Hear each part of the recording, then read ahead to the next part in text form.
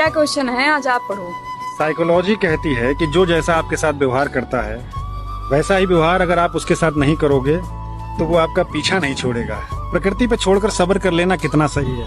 क्या प्रकृति हमारा बदला लेती है? प्रकृति बदला तो नहीं लेती, लेकिन जो इंसान गलत विचार अपने मन में लाता है, क्योंकि हम इंसान हैं लेकिन हम भी एक प्रकृति हैं, प्रकृति का हिस्सा हैं। हम अपने मन में जो भी विचार चलाते हैं, चाहे वो गंदे हों चाहे वो अच्छे हों, वो बार बार हमारे दिमाग में रिपीट होते रहते हैं कि इसका ये हो जाए, उसका वो हो जाए। ये हमारे अंदर हो रहा है। हमारे अंदर बुरी भावना किसी के लिए अगर बराबर चल रही है तो वो बीज हमारे मन में तैयार हो रहा है और वही बीज एक दिन वृक्ष बन जाएगा। बुरा किसका होगा? हमारा बुरा खुद होगा, क्योंकि जैसे विचार अपने मन में बनाना शुरू करते हैं हम वैसे ही बनने लगते हैं। चाहे हम किसी के लिए गुस्सा करें, प्यार करें या नफरत करें, कुछ भी करें, जो बहुत ज्यादा सकारात्मक होगा वो आगे बढ़ता चला जाएगा, क्योंकि सकारात्मक ऊर्जा उसकी मदद करेगी। और जो बहुत ज्यादा निगेटिव होगा तो वो व्यक्ति चारों तरफ से जितनी निगेटिव ऊर्जा है वो उसके साथ उसका नुकसान करना शुरू कर देगी। तो उसी को हम बोलते हैं कि प्रकृति बदला ले रही है। इंसान का स्वयं का विनाश होना शुरू हो जाता है। जैसा उसका मन वैसा ही वो बनेगा। आपने सुना होगा कि पहले के लोग कहते थे, अगर आप दूसरों के लिए गड्ढा खोदेंगे ना तो आप उसी में गिर जाएंगे। क्यों आप गिरेंगे? क्योंकि आप अपने मन में वैसा बीज तैयार कर रहे हो। बहुत सारे लोग कमेंट्स करते हैं कि आप दोनों हमेशा ही इतने खुश रहते हैं, क्या आप दोनों के बीच में कभी झगड़ा नहीं होता है? झगड़ा क्यों होगा? जो लोग जीवन की सच्चाई को जान जाते हैं ना, फिर वहाँ झगड़ा नहीं होता है, क्योंकि हमारा जीवन बहुत छोटा है, बहुत छोटा, धूल के कण से भी बहुत छोटा। कब तूफान आ जाएगा, सब तहस नहस हो जाएगा, ये किसी को नहीं पता। इसीलिए इतने छोटे से जीवन में ना सिर्फ प्यार होना चाहिए और कुछ भी नहीं। बस प्यार और प्यार। जो मर्जी हो वो कर सके बिना किसी के डर से, बस अपनी लाइफ को एंजॉय कर पाए। अपनी मर्जी से जी लें, हर तरीके से जी लें। यहाँ किसी का जोर दबाव नहीं होना चाहिए, जो मन हो करो। छोटा सा जीवन है।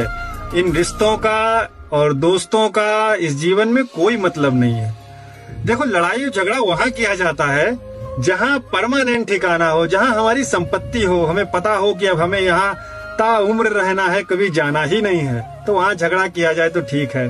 और जहाँ रेत से भी छोटी जिंदगी हो वहाँ क्या झगड़ना। तो जो चंद क्षण मिले हैं इनको अपनी मर्जी से जी लें और जी भर के जी लें। ना किसी से झगड़ा हो, ना कोई बैर हो, बस प्यार ही प्यार हो। देखो, जिंदगी एक पोस्टिंग की तरह है। कब तबादले का ऑर्डर आ जाए कुछ पता नहीं, कहाँ चले जाओ कुछ पता नहीं। जो इन बातों को बहुत गहराई से समझ जाता है फिर वहाँ झगड़े नहीं होते और ना वो इन रिश्तों पर इतना लोड लेता है। जब हम बाजार जाते हैं ना तो बहुत भीड़ होती है हमारे आसपास। कोई इधर जा रहा है, कोई उधर जा रहा है, सब अपनी अपनी यात्रा कर रहे हैं। ना भीड़ हमको जानती है, ना हम भीड़ को जानते हैं। सभी की अपनी यात्रा है और सभी की अपनी मंजिल भी है। कोई एक आध कभी कभार जान पहचान के मिल जाते हैं तो प्यार से नमस्कार हो जाती है। और जो हमको नमस्कार करता है प्यार से तो हम उसको भी नमस्कार कर देते हैं प्यार से। और जो अहंकार दिखाता है उसको जाने देते हैं, दफा कर देते हैं, जिंदगी से अलविदा कह देते हैं। क्योंकि यहाँ बहुत ज्यादा जनसंख्या है, 1 अरब से भी ज्यादा हो गई है। और इतनी जनसंख्या में क्या लोड लेना, एक जाएगा 4 नए मिल जाएंगे। आखिर इंसान का हमारे साथ सफर है ही कितना, छोटा सा सफर है, छोटा सा सफर है। बस एक दूसरे के काम आ जाते हैं, एक दूसरे की जरूरतें पूरी कर रहे हैं, इससे ज्यादा तो कुछ है नहीं। और ऐसा भी नहीं है कि कोई हमारे साथ हमेशा के लिए रहेगा, कुछ दिन का साथ होता है।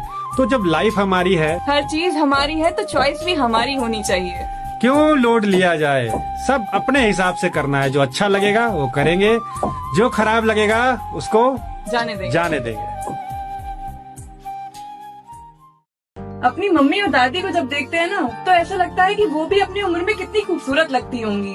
उनके पीछे भी लोगों का मेला चलता होगा, लेकिन जैसे जैसे उनकी उम्र ढल रही है वैसे वैसे उनका मेला खत्म होता जा रहा है। कोई उनका हाल भी नहीं पूछता है कि किस कोने में वो बैठी है घर में। हमने कई जगह देखा है, घरों में दादी होती है, घर के किसी कोने में बैठी होती है, कोई उनका हाल भी नहीं पूछता। लेकिन एक समय रहा होगा, घर की रौनक ही वही होती होंगी। इंसान को लगता है ना कि वो खूबसूरत है, जबकि इंसान खूबसूरत नहीं होता, उसकी बस उम्र खूबसूरत होती है। जब वो उस उम्र में आ जाता है तो बहुत खूबसूरत दिखता है।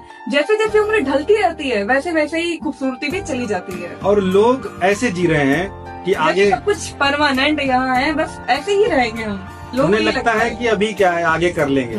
उन्हें ये नहीं दिख रहा है कि हर एक दिन शरीर की एनर्जी कम होती जा रही है, और ये एनर्जी एक दिन इतनी कम हो जाएगी, फिर आप एक कोने में बैठकर सोचोगे कि हम ये कर लेते, काश हम कर लेते, और वो दौर फिर नहीं आएगा।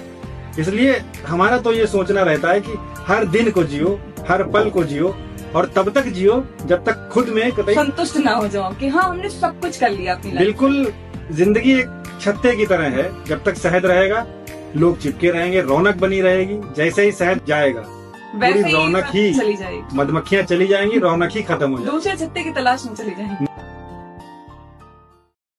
अच्छा एक बात बताइए, वो लोग कैसे होते हैं जो जब भीड़ में होते हैं ना, और किसी ने कह दिया है कि आग लग गई है जल्दी भागो, वो भागने तो लगते हैं बहुत तेजी से, लेकिन ये भी नहीं देखते हैं कि आग लगी भी है कि नहीं लगी है, और भगदड़ में बहुत लोग मर भी जाते हैं। ऐसे कई केस सामने भी आ चुके हैं। मनुष्य की जो बुद्धि है उस पर हमने बड़ा अध्ययन किया है, और हमने उस बुद्धि को 3 तरह के नाम दिए हैं। पहला नाम है ज़ॉम्बी।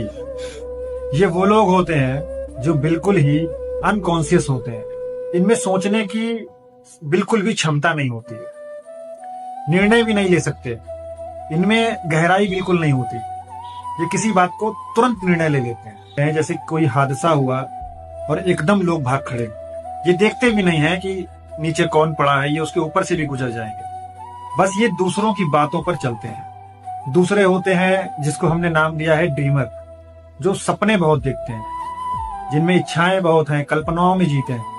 तीसरे होते हैं अवेयर, जागरूक, जो हर चीज को लेकर जागरूक है, जो तर्क पर बात करते हैं, तार्किक होते हैं। जब तक आप उन्हें तर्क नहीं दोगे वो आपकी बात मानेंगे नहीं। पूरी तरह से अवेयर, किसी ने कहा आग लग गई, पहले वो कंफर्म करेंगे कि आग कहाँ लगी, क्या हुआ, तब वो दूसरा स्टेप आगे बढ़ाएंगे।